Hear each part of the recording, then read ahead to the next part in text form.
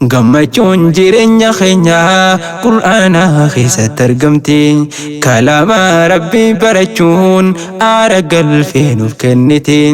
Yaa warshaa dhaloota boruu jabaadhuuti dura deemi. Barsiisaa ilmi shari'aa markaza daarul islaami. Yaa warshaa dhaloota boruu jabaadhuuti dura deemi. Barsiisaa ilmi shari'aa markaza daarul islaami. Gammachuun jireenya keenya qur'aana keessatti argamti. Kalaama rabbii barachuun aara galfee nuuf kenniti.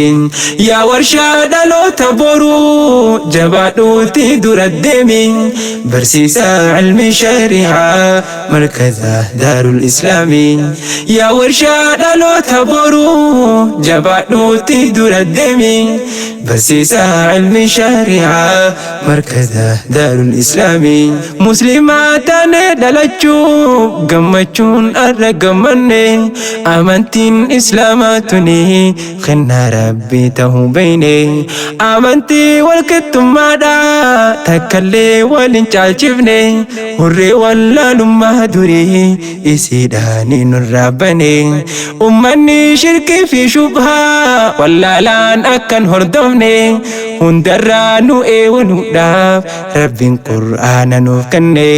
Qur'aana rabbii barannaan sadarkaa guddoo arganne.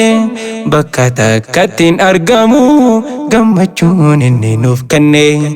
Qur'aana rabbii barannaan sadarkaa guddoo arganne. Bakka takkattiin argamu gammachuun inni nuuf kenne. Qooda kee bahachuu jirta waan rabbiin si laffiseeni. Barsiisi qur'aana rabbii ganallee abdiin muurini. Ilaahiin koo siif haalatu milkii asiif achi gadi. Yaa ustaaza koo jabaadhu yaa ustaaz Mahmud Ahmadi. Ilaahiin koo siif haalatu milkii asiif achi gadi. Yaa ustaaza koo jabaadhu yaa ustaaz Mahmud Ahmadi. Gammachuun jireenya keenya qur'aana keessatti argamti. Kalaama rabbii barachuun aara galfee nuuf kenniti. Yaa warshaa dhaloota boruu jabaadhuuti dura deemi. Barsiisaa ilmi shari'aa markaza daarul islaami. Yaa warshaa dhaloota boruu jabaadhuuti dura deemi. Barsiisaa ilmi shari'aa markaza daarul islaami. Kalaama rabbii barannaan numa geenya bakka yaanne. Rabbiinis nurra jaallata jechasaa yoo jabeeffanne. Waan inni irraa nu dhorke hundarraa hoggaa dhorkamne. Dirqama nurraa eeggamu hundaa'uu hoggaa bahanne. Waan goonuu hunda keessattuu ikhlaasaan yooniif hojjanne. Duniyaa fi akhirattis gammachuu lachuu arganne. Qur'aana barachuudhaani dandeettii rabbii hubanne. Rabbiitu carraa nuuf kenne alhamdulillahi jenne. Qur'aana barachuudhaani dandeettii rabbii hubanne. Rabbiitu carraa nuuf kenne alhamdulillahi jenne. Caalaa ummataa kan taaneef sababa qur'aanaatiini. Rabbiinis nurraa jaallate qur'aana dhugoomsinaani. Badhaasa guddaa arganne qur'aana argachuudhaani. Haa jabeeffannu qur'aana namu qaamaa fi qalbiini. Badhaasa guddaa arganne qur'aana argachuudhaani.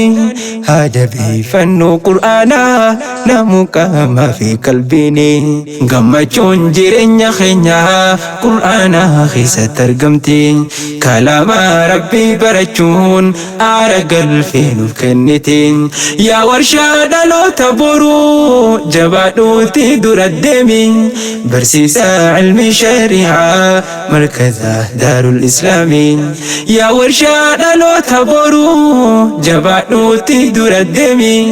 Barsiisaa ilmi shari'aa markaza daarul islaami. Madrasaa kalaama rabbii leenjisaa barnoota diini jireenya keenyaaf yaaddawee qabsaawee guyyaa falkanii markaza qur'aana rabbii hamtuun takkas hin argini kaayuun kee galma gahadhu if duuba hin deebi'ini rabbiin si wajjin jira jajjabaadhu hin laafini guddadhu mayrii daraarii si keeysa baha caalimni oomishni kee baasee firii bakka hundahaa wal gahu halkanii guyyaa hojiin kee ilmi barsiisu haa ta'u oomishni kee baasee firii bakka hundahaa wal gahu halkanii guyyaa hojiin kee ilmi barsiisu haa ta'u qooda kee bahachuu jirta waan rabbiin siif laaffiseni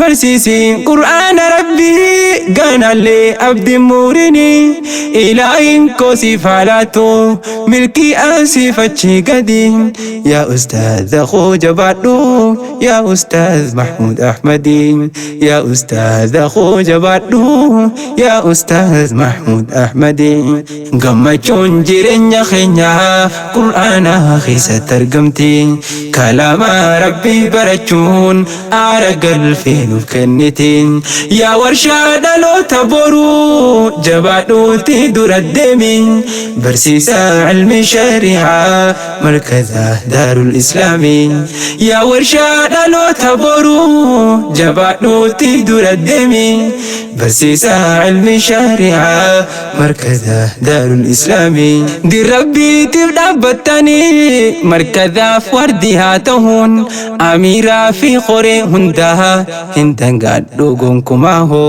akkamittiin dagadhame markazaa nuuf utubdanii dadhabbii fi fannoo malee amantiidhaaf quuqamtanii wallaalummaa buqqaasuudhaaf markazaa wajjin taatanii tokkummaan bu'uura diinii ta'uudhaas nu garsiiftanii galatoomaa yaa qoreeleen galatoomaa amiiranii galata keeysan jannataan nurraa haa galchuu rabbiini galatoomaa yaa qoreeleen galatoomaa amiiranii galata keeysan jannataan nurraa haa galchuu rabbiini caalaa ummataa kan taaneef sababa qur'aanaa rabbiinis nurraa jaallate qur'aana dhugomsinaani badhaasa guddaa arganne qur'aana argachuudhaani haa jabeeffannu qur'aana namu qaamaa fi qalbiini badhaasa guddaa arganne qur'aana argachuudhaani haa jabeeffannu qur'aana namu qaamaa fi qalbiini haa jabeeffannu qur'aana namu qaamaa fi qalbiini gammachuun jireenya keenyaa qur'aana keessatti argamti kalaama rabbii barachuun aara galfee nuuf kenniti yaa warshaa dhaloota boruu jabaadhuuti dura deemi barsiisa ilmi shari'aa markaza daarul islaami yaa warshaa dhaloota boruu jabaadhuuti dura deemi barsiisa ilmi shari'aa markaza daarul islaami gammachuun jireenya keenyaa qur'aana keessatti argamti kalaama rabbii barachuun aara galfee nuuf kenniti yaa warshaa dhaloota boruu jabaadhuuti dura deemi barsiisa ilmi shari'aa markaza daarul islaami yaa warshaa dhaloota boruu jabaadhuuti dura deemi barsiisa ilmi shari'aa markaza daarul islaami barsiisa ilmi shari'aa markaza daarul islaami